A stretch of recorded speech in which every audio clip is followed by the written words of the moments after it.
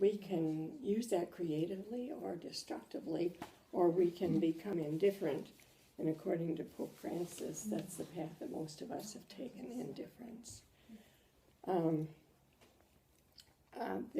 There are three kinds of conversions that are commonly experienced, I think. And the one we usually think of when we talk about conversion is from a sinful way into a more virtuous way. And then, of course, there's the change from one creed to another. If you find a creed that is more in keeping with your faith, you might change the creed. But the one, the one that's particular to today, I think, is the one where we're called by love. And that's especially a center for Salesian spirituality, because it's taken from Francis de Sales' own conversion. And one time I was asked to say what the spirituality, the conversion and Salesian spirituality, to talk about that. I had never heard of it, and I'd already been a nun for half my life. And I thought, well, I better get busy and try to find out what our conversion process is. And as I did, I studied Francis's life, realizing that he did have a conversion, but I wasn't quite sure how to call the process from that. And so I actually went back and looked at the psychology of his development as a child and all the other things that you might do, and got together a fairly complete presentation. It was not satisfactory to me, though, because I could not define the process. And then weeks, months after, when I was doing some more studying, thanks, Cody, it dawned on me, the conversion spirituality, the Salesian spirituality conversion process is a life of devotion, which means that it's a gradual and sort of gentle way of changing, living from moment to moment, as that prayer indicated. So today what I'm going to do is to just try to give examples and experiences related to this being called by love, and how Francis got into it when he was a young student. He got really scared about this predestination, we think, but he never did really spell it out. And they tried to have him one time explain a detail of that, and he said, I don't want to do that because I don't want to burden anybody else with it. But he became so concerned about predestination from the Calvinists that he was alongside with in his culture and his time, that he became sick, worrying about being damned forever. However, when he was actually sick, he was praying before a statue of Mary and saying the Memorare, which is a Catholic prayer. But he was healed. That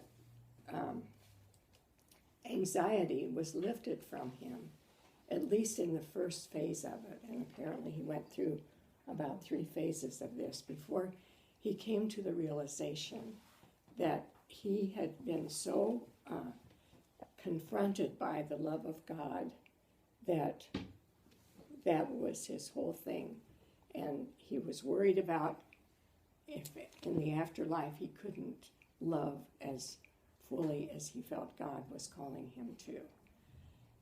So he decided that he would just love God as much as he could in this life and let go of his anxiety. This is a gradual process that I'm really explaining quickly. But the point of the conversion was not about creed. It was not about a sinful life, although he'd probably say, well, there were some things I should change. But it was about this encountering the love of God, being overwhelmed with it to the point of not being able to see himself disengaged from it. And in Lonergan's presentation about conversion, he said, when that happens, it's so profound that it becomes generational. And it's like we feel like it's become generational for all the foundings that Salesian spirituality has caused. That being said, his was, we can have either a dramatic, significant, life-changing event, or it usually is a gradual, daily growing. But even with Francis, with his significant, life-changing event, it moved into a process of daily, that unfolding to the point where he could understand it and pray with it and teach it to those that he was influencing in those days, to the point where they can teach it generation after generation. So I'm just going to tell you a happening that I consider to be life-changing to me. And I'm just doing this to kind of prompt you, because when I'm finished, I'm going to pass the cross to anybody that wants to share. You don't have to share it all, but in the sharing, I think we sometimes discover something in our own selves as we listen to others that we can thank God for. We can be lifted. We can be guided.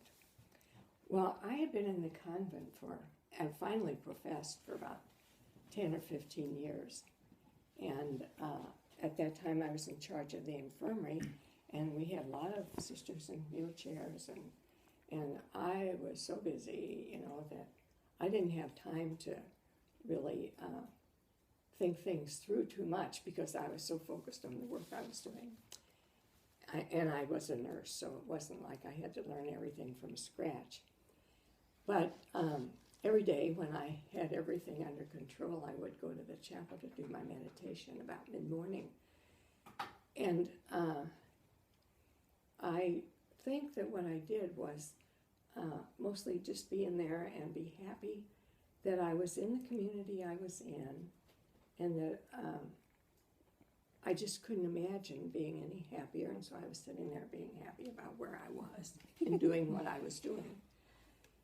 And then one day, I just felt a confrontational thing with the question, well, if I ask you to go anywhere else and do something else, would you be willing? And I could not say yes. And the thing that was interesting to me was that that's exactly what I felt when I entered. I will go any place and do anything you ask me to do. And here I was, 10, 15 years into that life, not being able to say yes to that. Mm. So it was kind of really kind of puzzling and then miserable. And so I, when I wasn't going anywhere with it, I just got up and left. I thought, oh, well, this will go away. But then every time after I would go back to prayer, the same thing would happen. And I could not say yes. And then finally, after a few days, I thought, it feels like this is something that I would speak to the superior about, or a spiritual director. But then something inside of me said, that's not what it's about. It's about your being able to answer this question. And because I realized if I went to either one of those, they might say, oh, this is just a temptation after 10 years of this life. And I knew it wasn't really a temptation. It was something deeper than that. And anyway, that went on for a week or so. And finally, one day when I went to prayer, I was able to say, yes, I would if I was really sure it was you, and if I was really sure what you were asking. And at that moment, everything was fine. However, the light that flooded in was, this is about idolatry. I was sitting there making my religious life the center of my life. And it's Jesus, that God, who is the center of our life. And we're called to that in a happy way, not in an oppressive way. And it was just God in the way that I guess God could get through to me to say, your religious life is good. Mass is good. The sacraments are good. All Bible is good. But it is not the center. I am the center.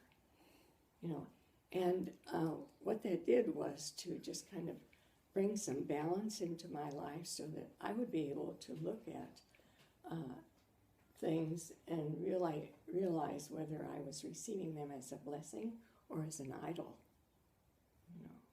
Well, that was life-changing for me, because it's like I feel it, remember it just like it just happened. And it does continue to touch a lot of my life. There's that. And then there's the, kind of like the daily having Jesus on the journey. And I think that that's mostly what we go by when we talk about change, that growth that comes from a relationship.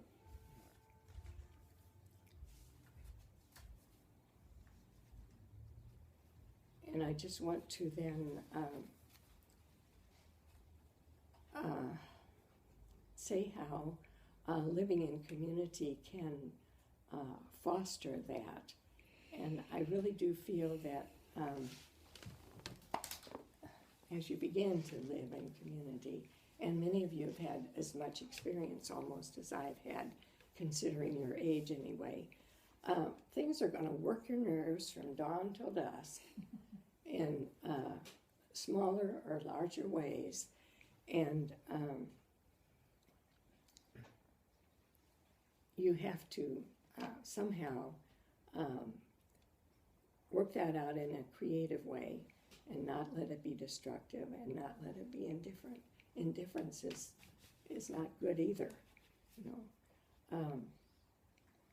I think that one of the things that has been so helpful to us in community is that